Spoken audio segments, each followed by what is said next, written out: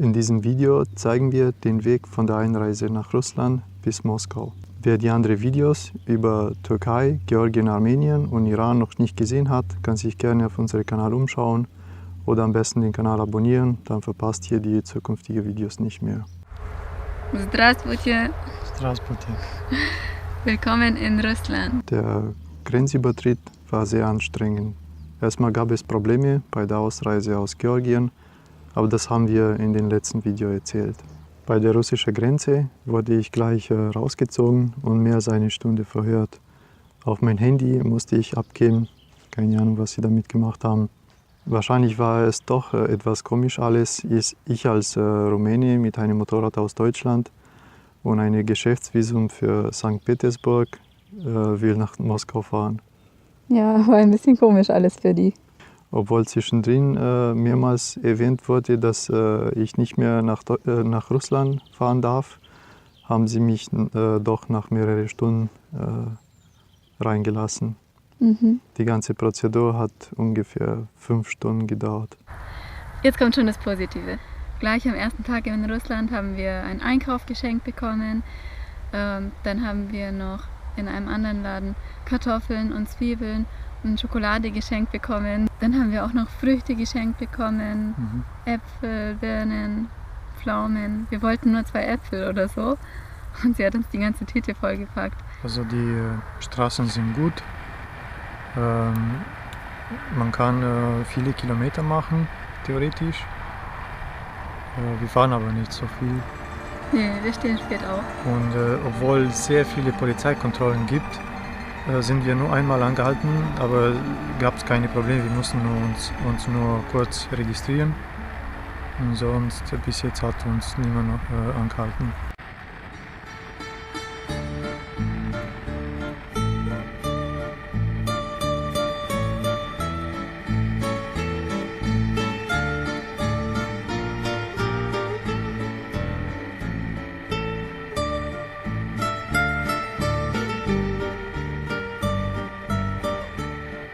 Wir haben 3 Tage lang die Kanukin-Steppe überquert. Das war auch ganz interessant, das haben wir noch nie gesehen.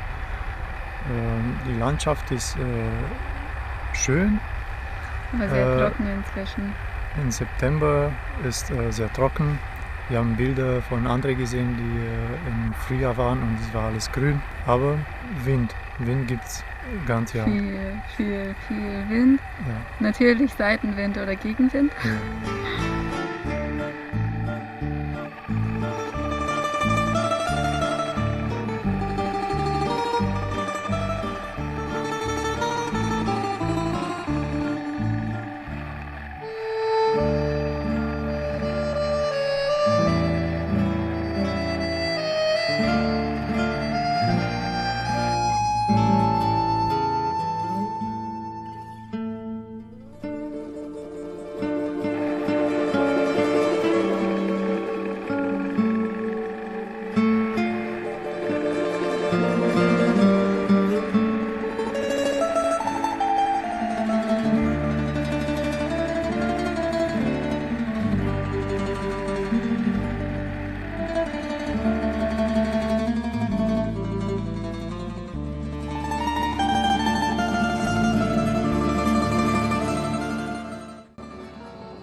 Elista ist eine buddhistisch geprägte Stadt im Süden Russlands, wo wir den schönen Tempel besichtigt, meditiert und die Gebetsmühlen gedreht haben.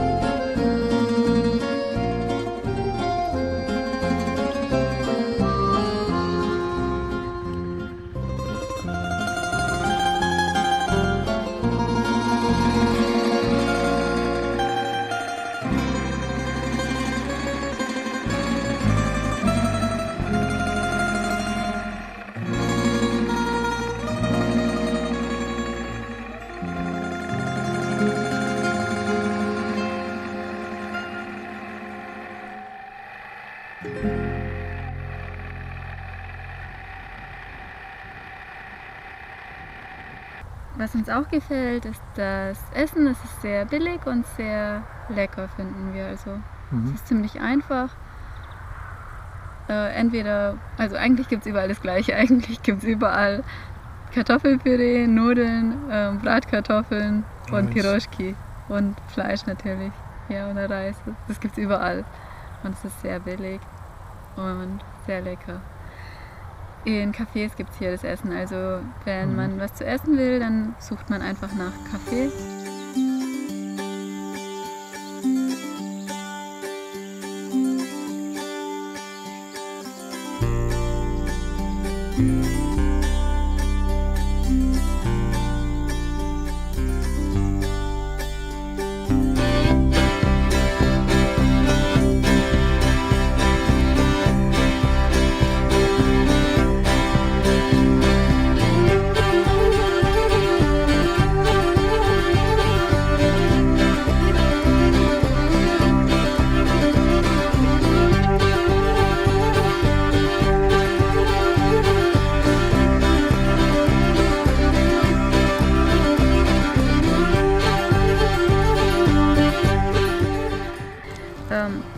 Was uns auch gefällt, ist, dass hier ziemlich viel Platz ist. Klar, das Land ist sehr groß und ja, es ist nicht so eng wie bei uns. Also auch auf dem Dorf haben die Leute ihren Garten und viel, viel mehr Platz als in Deutschland.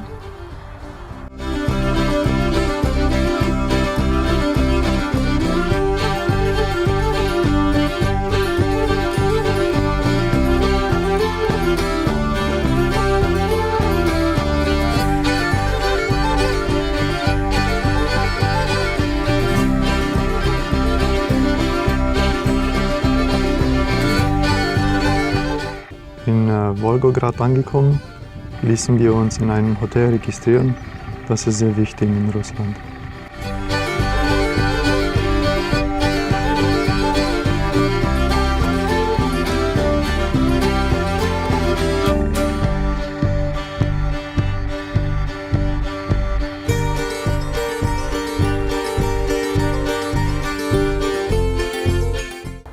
Was haben wir noch in Wolgograd gemacht? Also wir haben Wolgograd besucht, wir haben dieses Monument besucht, der sehr berühmt ist hier. Mamajew-Vulkan. Dann haben wir noch ein bisschen die Stadt besucht, die Wolga gesehen. Es ist ein sehr historischer und sehenswerter Ort, der über die Geschehnisse des Zweiten Weltkriegs nachdenken lässt. Dort wird an die Schlacht von Stalingrad erinnert.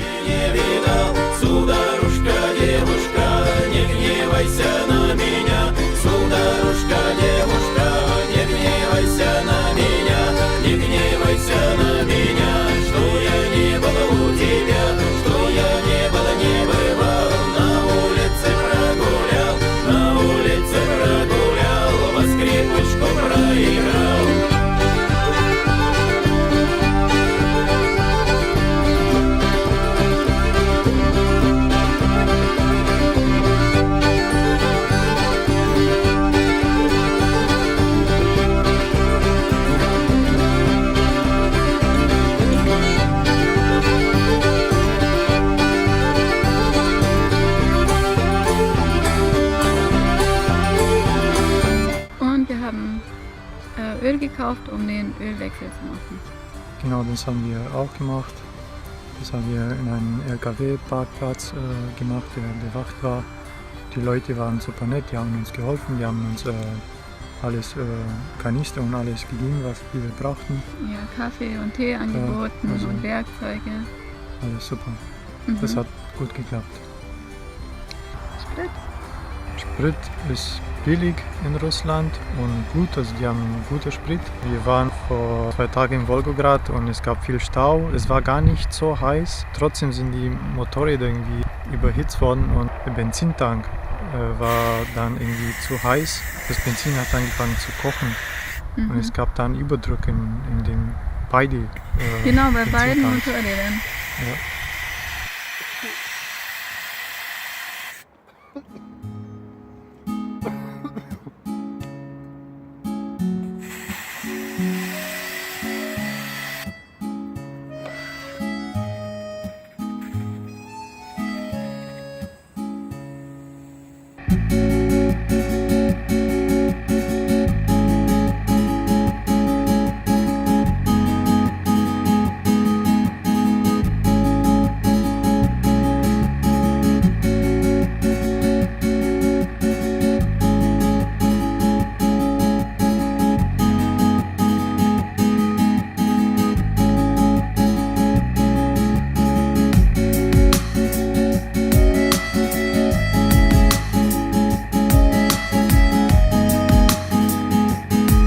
Wir haben bis jetzt noch keinen einzigen betrunkenen Russen gesehen und wir mussten noch kein Wodka trinken.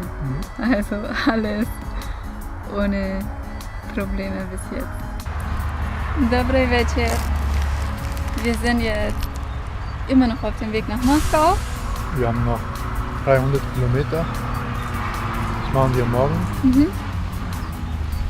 Ich wollte gerade ein Feierabendbier für Samu kaufen und es gibt kein Bier in der Tankstelle.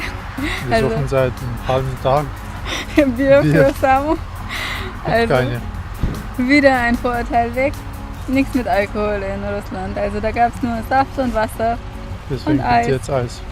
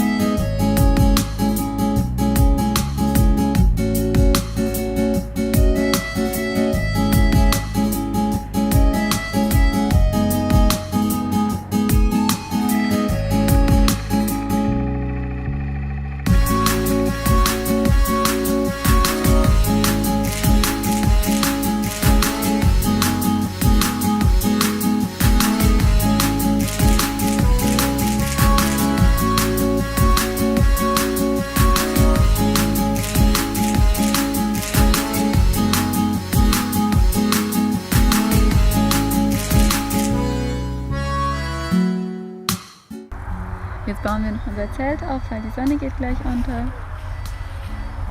Und dann geht es morgen weiter Richtung Moskau.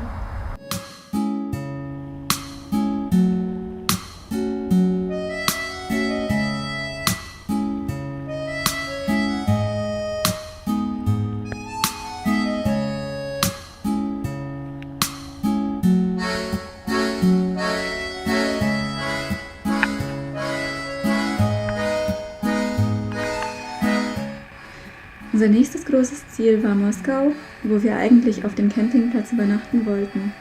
Eigentlich, weil wir durften dort nicht übernachten, denn wir haben damals in Wolgograd keine schriftliche Registrierungsbestätigung bekommen.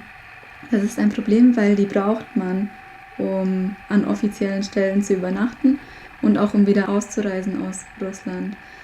Also wurden wir zur Polizei geschickt. Die Polizei hat uns zu einem Hostel geschickt, wo wir Schmiergeld zahlen mussten, um eine gefälschte Registrierungsbestätigung zu bekommen. Heute lachen wir darüber, aber an dem Nachmittag waren wir echt fertig vom ganzen Stress. Und nach dem ganzen Stress haben wir uns erstmal bei einem Abendspaziergang beruhigt im Park.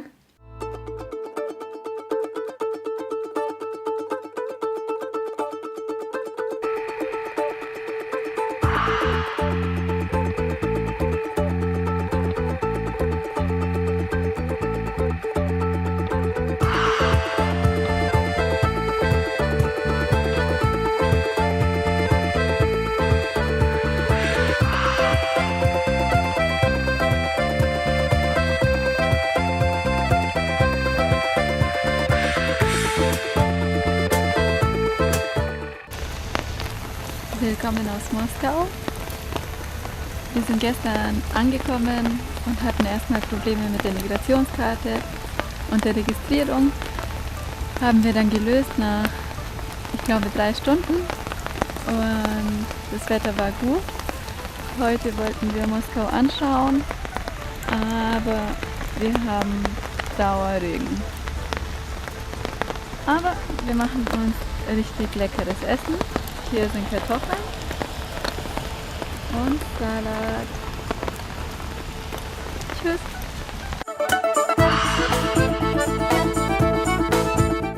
Für mich war Moskau neben Teheran eine der schönsten Städte, die ich besichtigt habe. Aber das zeigen wir euch im nächsten Video, wo ihr dann auch St. Petersburg sehen werdet.